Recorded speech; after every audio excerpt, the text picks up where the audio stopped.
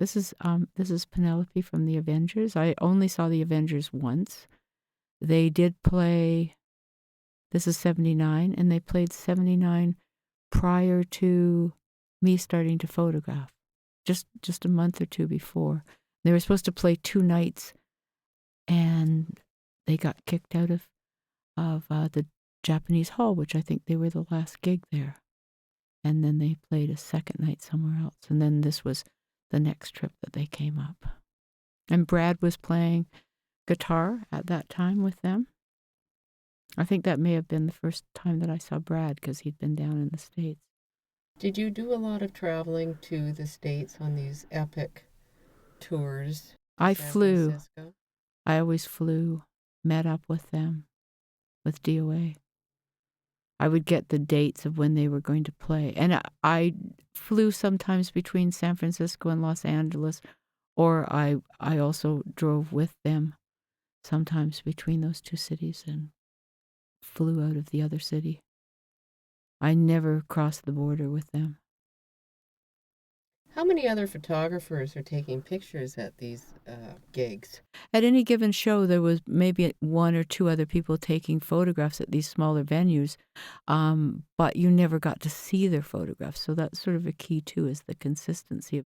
And they were invariably shooting color. They're starting to show up. And there's a really nice set of black and white ones of Rabbit that were taken, pose shots in front of the windmill and things that are starting to show up now that are really nice. I remember going to the Commodore and the Modernettes were opening for someone. They were all dressed in black and white, and I went, oh my God. And I ran out and bought color slide film because I just wanted to shoot it in color because they were black and white. If DOA or if this was Wasted Lives, if they were playing 2 nights in a row somewhere with other bands playing, I would develop the film at home and print some pictures off and take them back and give them away. I know someone said sell them, but I hadn't thought of that at the time. People would say, well, the ones that you're going to throw away, give them to me. And I would always tear them up and throw them away because they weren't good. Like they weren't what I wanted, how I wanted to print. They weren't how I wanted to be remembered. Because that will be the only thing 100 years from now anybody will have of your work is the second. So I'm very careful with photographs when I'm doing stuff that I give the best that I have. This is Carlin from the Insects. He's not with us anymore. And there's Jerry drumming, not what he went on to do later in life. Now that could be Rude Norton, it might not be. This Justine and Bob and Randy. That's definitely Gary Taylor's. Again, you can see that, whatever that is, that mirror thing behind, it was always there. Gary Taylor's was interesting because he really was supportive of the early music scene, but he also had a strip club going on downstairs while all these shows were going on. So. Now, originally the Buddha had the Buddha on the back of the stage. So these are earlier than the ones that we saw with the star. The stars across. This is Rude Norton. I ended up putting it on the cover of the Rude Norton record, or maybe it's on the back. I don't know why Wimpy's pants were down around his ankles, and I don't know that he would know if we asked him now. Chuck's playing guitar. Now this is at Gary Taylor's, but in the back corner. With Los Popularos. Yeah. So that's later, when they were first starting out, I guess. But that's the same place that I have pictures of Johnny Thunders. The stage was set up in the corner like that instead of under the metal thing. Bill Sherd. Some of the photographs have that haunting appearance. Like Bill photographs very well in these pictures. I mean, there's people that just do. There's this series of ones that I shot of them. I tried the walking by one. It didn't really work. We tried that. But this one really reminds me of some Beatles stuff that I've seen, Liverpool Beatles. No idea why it would, other than the black and white and what they have on. Dark clothing. Are you? How would you compare your body of work to other photographers in other punk centers. I don't look. You've never seen them. No, other than Penny Smith's work that she did with The Clash on their first English tour and North American tour. I consider my best photographs reached the level of her photographs. Maybe one or two of her photographs. Black Flag and someone's beer that they paid a lot of money for, thrown up in the air. And that, again, is the flash. The flash just stopped all of that in the air and reflected back. If that was a digital photo, would it look different? Depends on the speed that you were shooting, but it would look different because these wouldn't be white. They'd be more liquid looking in the air. Again, Black Flag at the Buddha. There's Ron going, who the hell is she? No, Ron's a very nice man. Because of the quantity of pictures that I can take with the digital, it's harder to find the gems. I think it was much easier when it was filmed to find the standout one, the one that you were going to use, that one of Randy in Chicago. It was easier to find that. Now it might be lost in 1,100 pictures that I took. I mean, it just is a bit different. As far as the color's concerned, I'm really enjoying working with color. This is iBrainEater, one of the original versions of them. Now, they did get in touch with me and say, we are doing this. Can you come down? We'll put your name at the door. So that's always an important thing, that somebody tells you that something's going on. Pointed sticks. I hear their Japanese dates went really, really well this year. I'm just working on some pointed sticks pictures for Nardwar. We're putting together a calendar, and he has decided that he really wants pointed sticks from a CBC show that they were on, which I think this picture might be from. Maybe not. That's Dimwit. And Dimwit, at least with DOA, when he played with DOA, and I think when he played with the Subhumans, he always kicked the drum kit over at the end of the set. After they did an encore or whatever, he just kicked it over. And you just knew then that it was the end of the show. There's Tony Dimwit. Early on, the pointed sticks went to England with Stiff Records. This is them opening for Devo. This is the Subhumans without Dimwit in the band.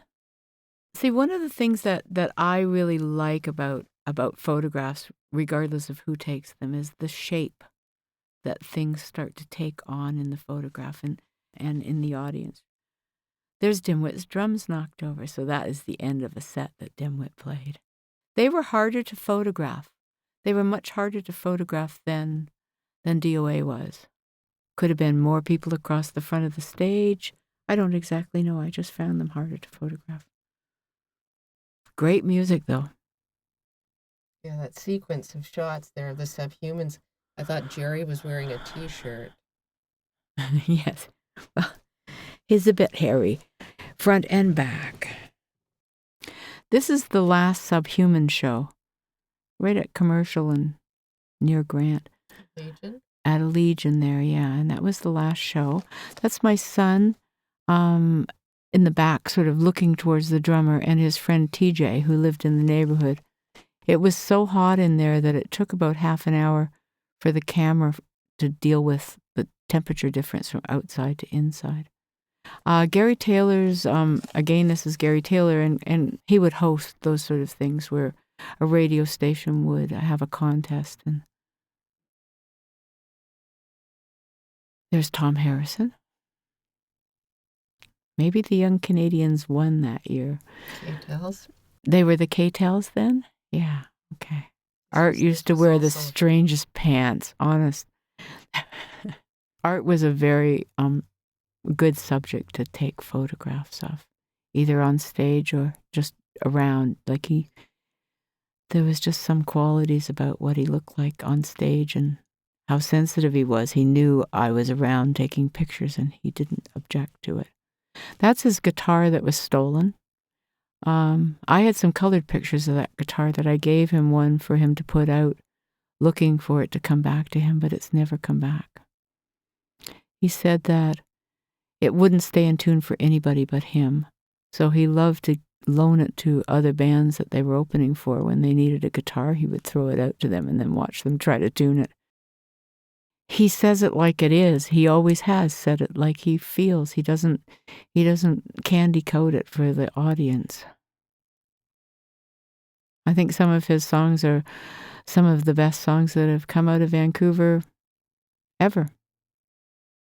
But they wouldn't get really popular because I Want to Go to Fucking Hawaii isn't going to really get played on any radio station. This was just taken down the street from where I lived. And I had looked at that wall and thought, I have to photograph somebody in front of that wall. It's really interesting. And then I had the opportunity. I didn't have a car, so if bands needed pictures, I would just say, come over and we'll walk around the neighborhood and find somewhere to take pictures. I would love to see the pictures that Art was taking in that other photo with the upside down cars, because he has a little camera, and he was taking pictures of me. Art asked me to take photographs of him on the beach. So yeah, he's tied up with phone cords around his wrists and phone cord around his ankles, and that was all his concept, and that he had hoped would be the album cover, which it never ended up to be the album cover for Hawaii. And then after I finished photographing, I said to Barry, okay, now what we do is go back up to the walkway and watch Art crawl across the wet, cold rocks to his clothes, and you could see him going, oh, looking around, right? I didn't set out to do nudes. I wouldn't have felt comfortable doing that. Not me. No, that wouldn't be what I would want to be known for. I consider them art, but I consider it much harder to break through the image than not have them be something that has another context to it. This proves to Buck that John Doe actually was in the Modernettes just for a moment. As John said, that he never was in there, but yes, he was. And this is outside the 179 Legion on Commercial, just at the door. And you just let people do what they're doing. You know, whatever it is they're doing, like get them together, let them react and relate to each other. I'm really not a director, I'm just a photographer. I think a lot of these people had never had photographs taken by anybody other than their parents. Aging is not something that I'm not familiar with. I'm obviously familiar with it. But complicated lives is something that I'm not that familiar with. And to meet again some of these people and realize that their lives had not stayed as simple as they did in my photographs. You talk about innocence, I talk about a simplicity. I think it's basically the same thing. As I didn't know these people on that level. Some of them were friends, some of them were acquaintances, but there was a simplicity to the black and white photographs that have always stayed with me and are still here as we look at this photograph, and yet the people in this photograph have had very, very complicated lives. Maybe even more so because of the business they were in, some of them. There's a lot of people in these pictures that aren't with us anymore because of the lifestyle that they had.